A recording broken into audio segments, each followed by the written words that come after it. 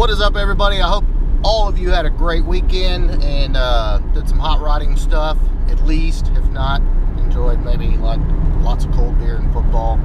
Either way, I hope the weekend was good. And today is Monday, and we are going back at it full bore as always. As you can see, I am in the beater, and the beater is taking us back out to Dover's garage. We've got some parts we got to drop off with the car, just kind of get them out of the way at the house. And I've also got some hoodies that I have to get shipped out, some orders that came over the weekend, so got to get those shipped out. And also a good friend here locally had some parts that he dropped off over the weekend as well, so we're going to check those out. Kind of excited about that and see what's up with that. And I was not able to get out to Dover's garage on Saturday, but the white notch that I told you about from Louisiana did get dropped off. It has been stripped of its running gear and is basically on hold just like mine, waiting on parts. So that's what's going on today, so let's go.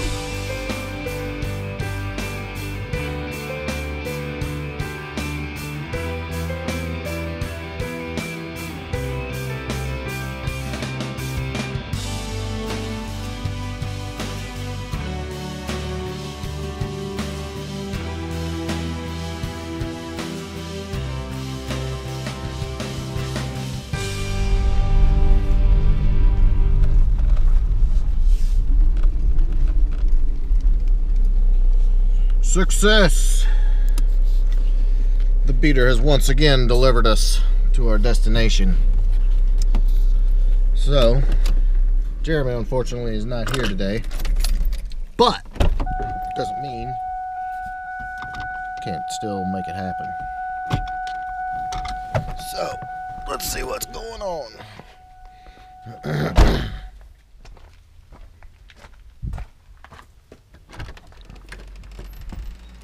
Alright. Ooh, there is the next evolution. White coupe I was telling you about the other day. Get some lights going on in here. All the way up from Louisiana. Too cool. Already got big brakes. Jeremy wasted no time getting this car stripped down. Looks exactly like my car. And the parts waiting begins. So yeah, he pretty much got this car stripped down and allowed the owner to take his stuff back with him to Louisiana and get that sold off. So, like I said, another project going on. And super nice coupe. Looks really good. And then here's his engine and transmission over here, ready to rock and roll. This is how they come. All the exhaust still on it. 6R80 still on it. AC lines, everything still on the car. So, the reason why we're out here, other than I needed to drop the cluster off and may mess around with that a little bit, is my buddy Ryan sent me a PM Friday. Ryan Hopkins, what's up, brother?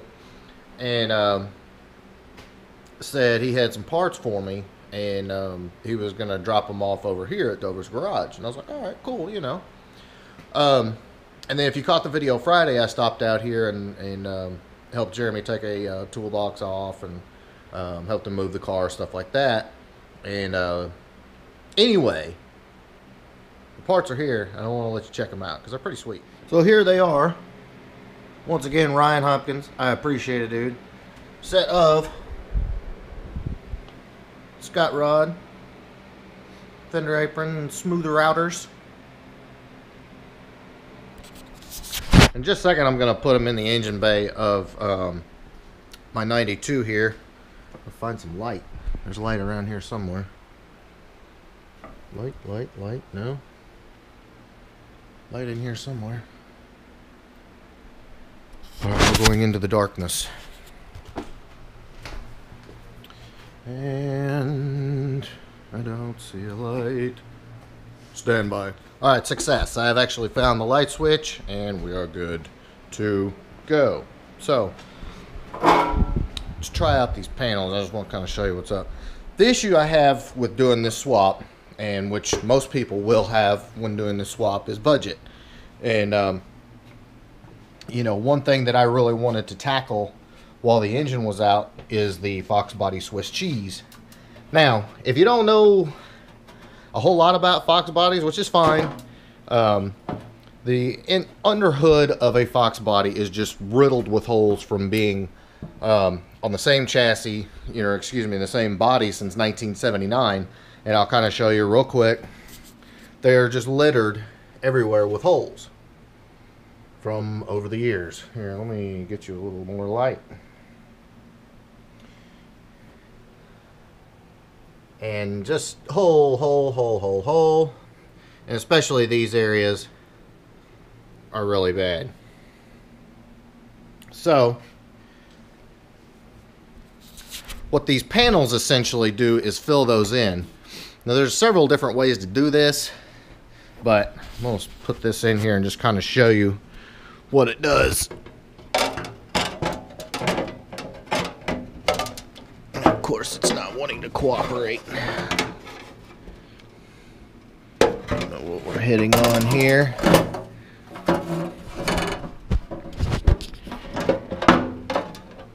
But they go in there like so.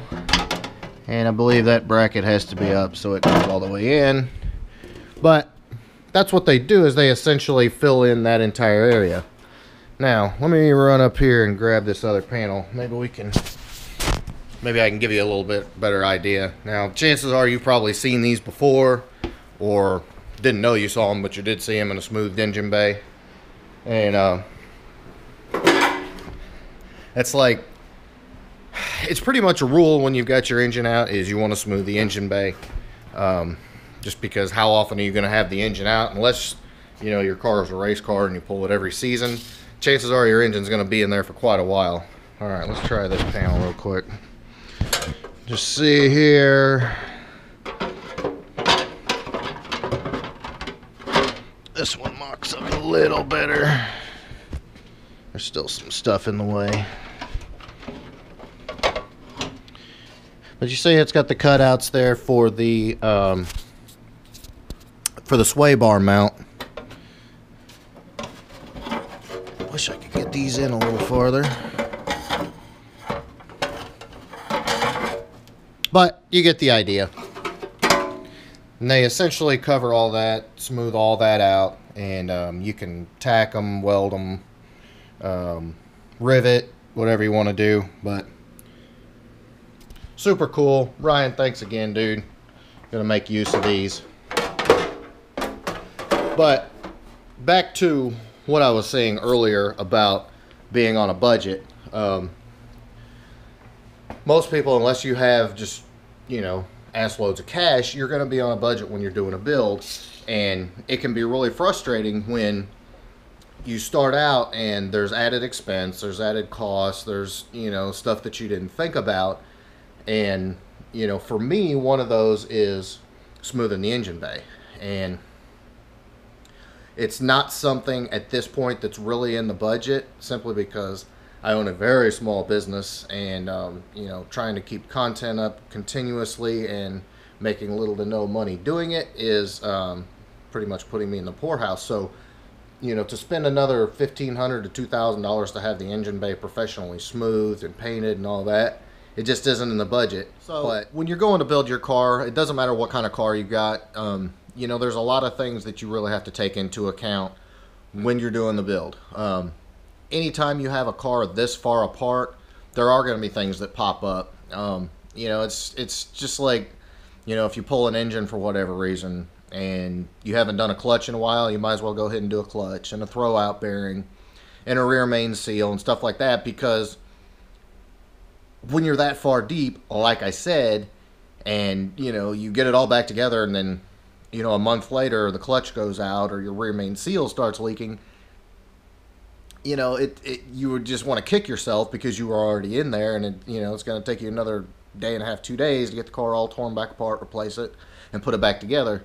So you've got to be prepared for stuff like that, and just you can't get discouraged either. So, being prepared on the front end and knowing what you're getting into on the front end is always the best shot. Now, my build is a little different. I can't let it sit down for, a year or even 6 months, really, simply because this car is, it has obligations at tons of events, and come this spring, I mean, it's got to be on the road. So I've got to get this thing knocked out, and I've got to get it knocked out quick, and it has to be as good as I possibly can. Now, again, if I can't do the engine bay in this car to my satisfaction, then I'm not going to do it at all. I'd rather just leave it, Swiss cheesed and do it later, as opposed to, throwing those panels in and rattle canning them, and,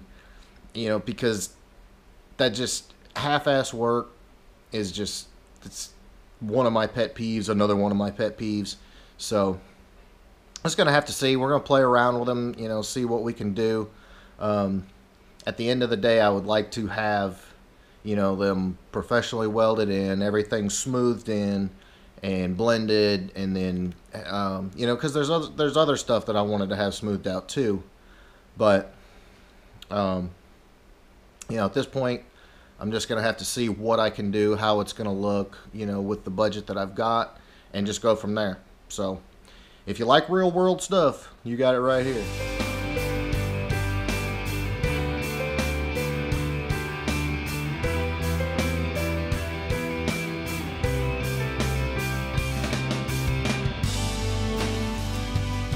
So I've definitely got a lot of decisions to make, and I've got to figure a lot of stuff out. And there's a few things, though, that have to be taken into consideration. Number one is, like I said earlier, the car's got obligations. It has to be at these events. And number two, I'm just not going to do anything half-assed. So that's the two main things that I'm dealing with right now. Aside from all the other stuff, getting parts here, and the parts hunting right now, I'll be totally honest, is very slow. And the reason is most of the parts that I'm going to buy, look at, or consider for the build are on back order, and they're on back order because this swap is gaining in so much popularity, and the parts that I'm using come extremely highly recommended. They're extremely high quality parts, and so a lot of people are buying them. Some of the things that I will have coming for you this week, fingers crossed this week, the headers and X pipe, the K member, the all of the stuff from Power by the Hour, and possibly the control pack and some other odds and ends, stuff like that.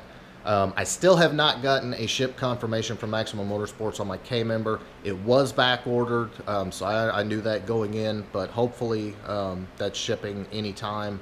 And I guess we'll just have to see. It's what I said last Friday is it's just part of the build. It's nothing to get frustrated about, and so you enjoy it. Building a car is fun. It's supposed to be fun, but as I've said before, keep an eye out for the website. Actually, I'll make an announcement in one of the videos as soon as it's live. Once I've got enough parts on to make a list for you, I will have a downloadable PDF on my website that you can go and regularly look at, download to keep. I will have links to all the parts, pricing, stuff like that, different options, because everybody's build is going to be different. So I will announce that as soon as it's ready. I don't have enough data yet to really make it worthwhile doing, and I don't want like this massively incomplete thing that you got to download 100 times to get all the information. So keep it tuned right here for that. I will have that on the website soon. And I don't 100% know what I'm going to be able to do this week on the car, simply because I don't know what parts I'm going to have. But as soon as parts start coming in, off of back order and stuff like that, then you can expect the wrenches to be flying. We may possibly go ahead and install the Dakota digital gauge cluster in the car today. I went ahead and brought it out here just to kind of get out of the way. But big things happening, and let me just say I appreciate you subscribing to the channel and supporting this effort. Please send me a like and a comment and a share, and you know, tell a friend about it. I work really hard to make this a good channel, and I would appreciate any and all support. So keep it tuned right here. 5 videos a week I will have for you, even if you just see me dancing or I don't know, something. Anyway, smash that subscribe button. Keep it tuned right here, and I'll be back with you tomorrow. Thank you for watching.